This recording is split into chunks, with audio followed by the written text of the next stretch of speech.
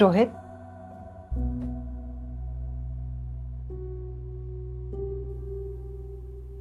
क्या है? देखो,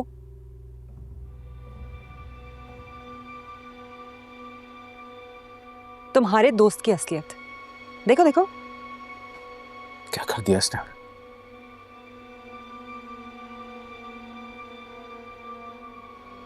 पागल तो नहीं हो गया क्या?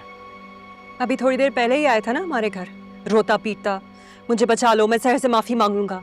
देखो क्या कर रहा है। समझ में नहीं आ रहा। Maybe this is additional pressure. I don't know. Pressure? Are you serious? This is who he is. तुम इससे बेनिफिट ऑफ द डाउट देना बंद कर दो रोहित। तो क्या करूं? जाके समझाऊं इसको? अगर उसने समझना होता तो आज ये सब कुछ ना होता। और तुम उससे नहीं, अपने आप को समझाने की करो।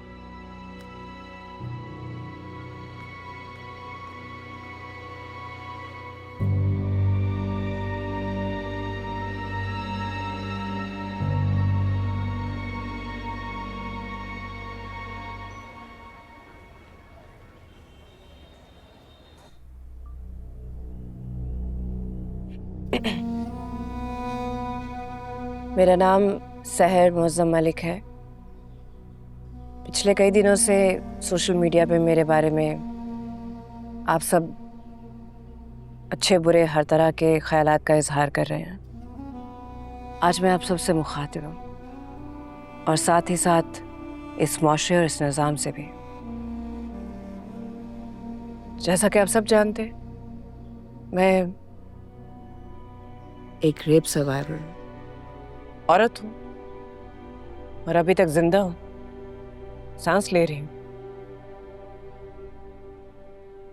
बहुत हिम्मत इकट्ठी करके आप सबसे बात कर रही हूँ। इस मुल्क के कानून और अदलिया से इंसाफ मांग रही हूँ, जहाँ 97% रेप विक्टिम्स को इंसाफ नहीं मिलता। जी हाँ, 97%। मैंने खुद भी इस सच पे कभी गौर नहीं किया था। आपकी तरह मुझे भी दिलचस्पी नहीं थी इस सच में। जब अखबार में, टीवी पर या सोशल मीडिया पर किसी के रेप की खबर सुनती थी तो एक लम्हे के लिए रुककर जिंदगी फिर वहीं से शुरू कर देती थी। मैंने कभी सोचा भी नहीं था कि मेरी जिंदगी भी एक दिन किसी घटिया इंसान की वजह से रुक जाएगी। मैं भी एक दिन एक खबर बनकर रह जाऊंगी। बिल्कुल इसी तरह आपने भी नहीं सोचा होगा, आपने भी तस्वुर भी नहीं किया होगा कि आपके साथ भी ये जुर्म हो सकता है। आप में से किसी की बहन, बेटी या बीवी के साथ ये हो सकता है।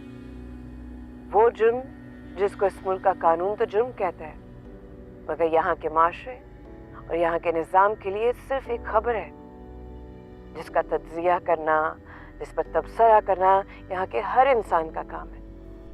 बिना ये सोचे समझे कि उनकी कही हुई एक बात, उनका बोला हुआ एक लफ्ज, उनकी चुपती हुई एक नजर एक रेप विक्टिम को कितने गहरे अंधेरों में धकेल सकती है।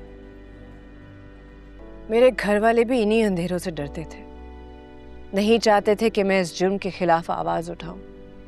6 दिन तक सुबह शाम घर में कैद होकर सिसकते बिलकते रहे, लेकिन मुआशरे के डर और मेरी तरफ उठती हुई उंगलियों के डर से मुझे पुलिस में रिपोर्ट कराने से रोकते रहे। वो नहीं चाहते थे 97% की तरह मैं भी अखबार की एक शह सुर्खी बन जाऊं। लोग क्या कहेंगे, इस एक जुमले ने हजारों रेप विक्टिम्स को इंसाफ से महरूम कर दिया है। जानते हैं आप, यकीनन जानते होंगे, कहीं पढ़ा होगा, सुना होगा, लेकिन समझा नहीं होगा। आज आपको मैं बताती हूँ। जब एक रेप विक्टिम इंसाफ हासिल करने का फैसला करता है तो आप लोग उसके साथ क्या करते हैं? कैसे उसकी सच्चाई जाने बगैर आप उसे कसूरवार ठहरा देते हैं? यकीनन उसके कपड़े ठीक नहीं होंगे, यकीनन उसका अफेयर होगा उस मर्द के साथ।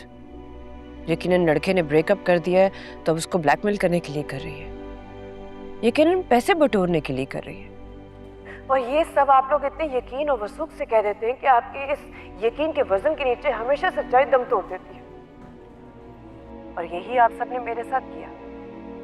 6 दिन गुजरने के बाद जब मैं पुलिस स्टेशन गई तो वो 6 दिन की खामोशी मेरा कसूर बन गई और मेरी सच्चाई मेरा झूठ।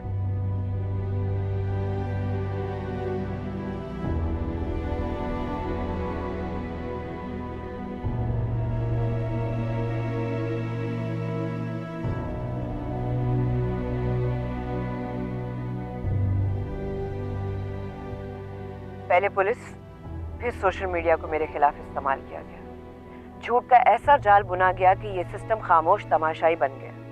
और यही तो करता है जालिम, जुल्म करने के बाद अपनी ताकत को इस्तेमाल करता है। जहां जो दिल चाहता है, जिसे दिल चाहता है, खरीद लेता है। कब तक, आखिर कब तक ये निजाम इस मुल्क के ताकतवर लोगों के हाथों दुकान की तरह चलता रहेगा और आपके जहनों, जबानों और कानों को अपनी मर्जी के मफहूम देता रहेगा? कब तक सोशल मीडिया पर झूठे सच सुनाकर आपसे अपनी मर्जी के फैसले करवाता रहेगा? आप सब मेरा साथ नहीं देना चाहते, मत दीजिए, मगर खुदारा मेरा हौसला तोड़ने के लिए खुद को इस्तेमाल मत होने दीजिए। जहां हर 2 घंटे के बाद एक औरत का रेप हो रहा है, वहां हर रेप विक्टिम को ये मैसेज मत दीजिए कि उसका कसूर था। उसका हौसला मत तोड़िए, खुदा का वास्ता है।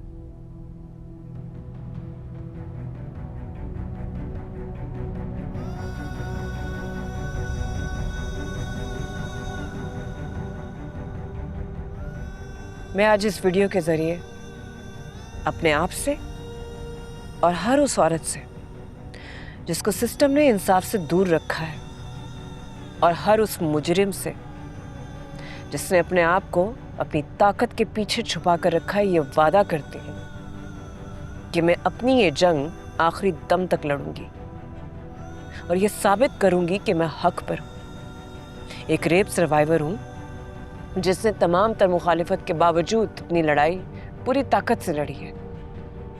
मैं उम्मीद करती हूँ मेरी जीत हर उस औरत की जीत होगी जो इस सिस्टम से हार कर बैठ गई।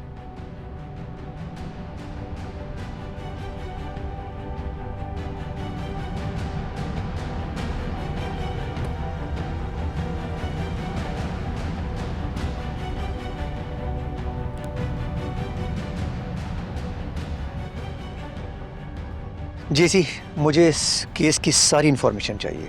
We need to raise our voice, please.